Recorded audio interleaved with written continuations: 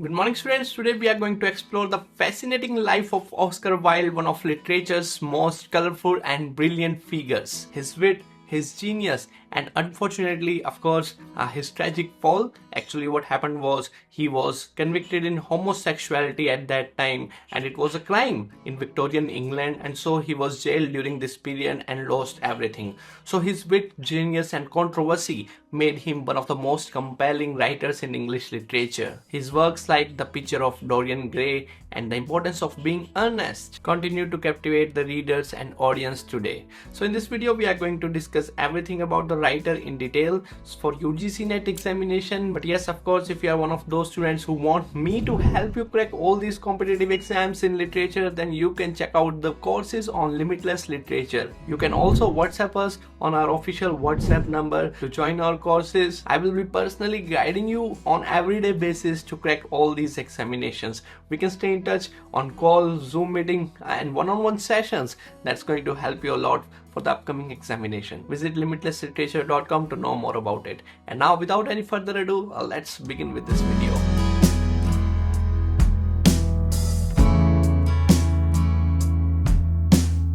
Oscar Wilde was born on October 16, 1854 in Dublin, Ireland, into a family of remarkable intellect and talent.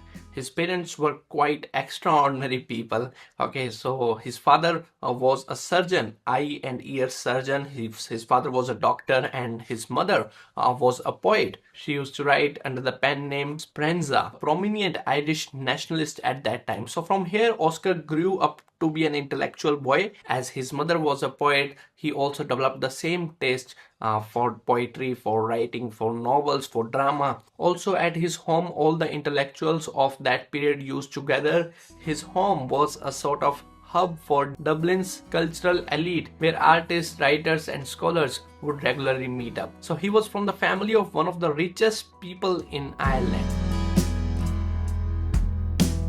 Oscar Wilde's academic career was brilliant from the very beginning. He attended Trinity College, Dublin, where again he was a scholar. Then he went to Oxford, where he also won the scholarships, and yes, again played a significant role in the aesthetic movement. We have other members in this aesthetic movement. You have to study it for UGC-NET examination. So the list includes Charles Swinburne, John Symonds. He was a student of Walter Pater at Oxford. Next one is Oscar Wilde, most famous figure of the aesthetic movement. Next one is Vernon Lee, Arthur Symons, Ernest Dowson, Aubrey Beardsley, Max Beerbohm.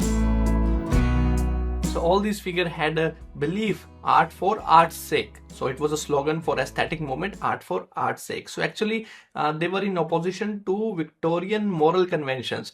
For example, we have already seen in the previous videos of Charles Dickens, George Eliot, we can say Thomas Hardy, Tennyson. All these people used to talk about moral purpose. So everyone is reflecting the society and trying to change the world. But here we see that the aesthetic movement is denying all the philosophies, everything that Victorian people has to say about it. And they say that create art for art's sake rather than making it means of changing a society or making it a moral purpose or something like that. Okay, these aesthetic movement writers influenced the modern age. Okay, so we can see in the modernism, we have seen the age of modernism talks about art, talks about entertainment. Of course, they are also talking about social reality, but we see in the works of Virginia Woolf, T.S. Eliot, the language is more dominated than talking about the moral conventions. Okay, so this artistic movement gave the pay to the modernism.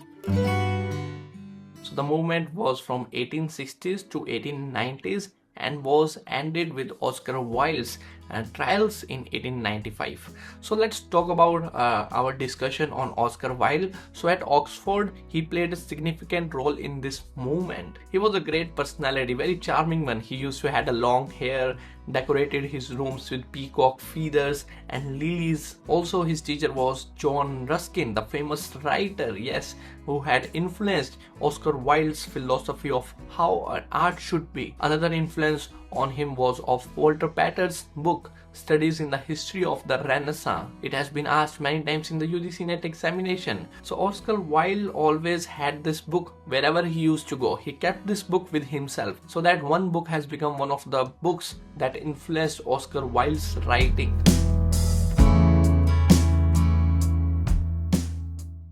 Oscar Wilde was already a famous personality for his dressing sense. He was considered to be a celebrity at that time, and how he used to conduct himself. So he started his career as a journalist and editor of the Woman's World magazine. In 1884, he married Lloyd, beautiful and intelligent woman who shared his literary interest.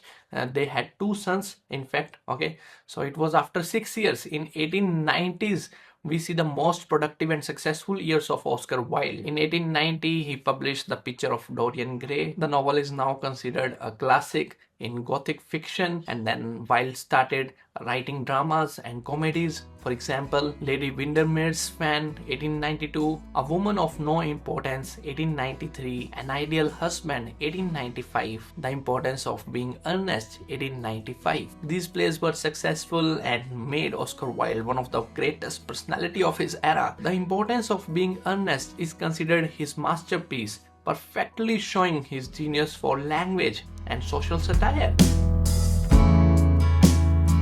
So at the height of his success, a tragedy happened. Actually, in 1891, Oscar Wilde met a young man at Oxford, Lord Alfred Douglas, whose nickname was Bosie. The boy Bosie was handsome. He was 16 years younger than Oscar Wilde. So as you know that Oscar Wilde was already married and already he was having two sons. Despite all these things, he came into relationship with this boy, Bosie. But now, Bosie was the son of an aristocrat, Marquis of Queensberry. Marquis of Queensberry was not as simple at all. We see the modern boxing today. Yes, some of the rules in the modern boxing are established by Marquis of Queensberry in 1890s. So you see how much influential personality this Marquis of Queensberry was at that time. So now what happened was Oscar Wilde always kept this relationship private. But Bosie was recklessly open about his relationship with Oscar Wilde. So they both used to go on the trips, on tours. So whatever Oscar Wilde used to earn from his play, he spent a lot on Bosie in these trips, in these gifts and all those things. But his father, Marquis of Queensberry, cannot take it more. So one day in some club, he had a fight with Oscar Wilde and accused him for spoiling his child and having sexual relationship with Bosie. So Bosie was also got offended by this remark of his father. He asked Wilde to sue his father. Okay, so Oscar Wilde did the same. He registered a complaint, he registered a case against his father. But then when the case started, the case backfired Oscar Wilde, and Oscar Wilde was convicted for homosexuality. He was sentenced to 2 years of prison, and he lost his reputation, fame, and everything he has earned in a money form, in materialistic form. Bosie also was forced to end up the relationship with Wilde. Oscar Wilde's family, his wife, his children also broke the relationship with him, and today their relationship of Bosie and Oscar Wilde is a reminder of the harsh treatment faced by LGBTQ community. Oscar Wilde is an icon today for taking stand and going through all the court hearings and opening up his love for the boy Bosie. So in prison, he also wrote De Profundis, a long letter to Bosie reflecting on his life and suffering. After his release in 1897, he moved to France, where he wrote his last work, The Ballad of Reading Gaol, a powerful poem about his prison experiences. So Oscar Wilde spent his last years in Paris in poverty, ill health, and yes, he died on November 30, 1900 at the age of 46. Oscar Wilde's relevance continues to grow in our times. His ideas about art, identity, and society is relatable even today in the 21st century. He challenged the Victorian hypocrisy at that time, and yes, many of his epigrams have become a part of our everyday speech. For instance, be yourself, everyone else is already taken. We are all in the gutter, but some of us are looking at the stars. Life is far too important a thing ever to talk seriously about. Moreover, his sexuality has made him an important symbol in the fight for LGBTQ rights. In 2017, Like the court said that Oscar Wilde was not at all wrong for his convictions related to homosexuality, and everyone feels sorry for what had happened with Oscar Wilde. He made serious point. Okay, he made serious point while making people laugh.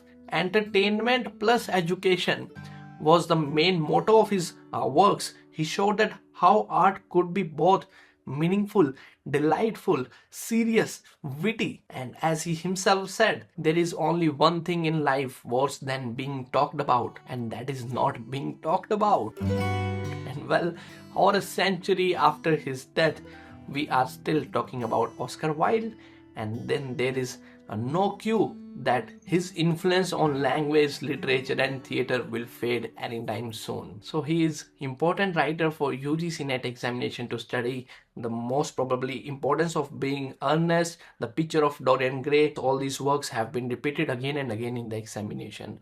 But just in case you want me to help you crack all the competitive exams in literature, then do not forget to check out our books and courses on limitlessliterature.com. I would be pleased to help you in cracking all these examinations.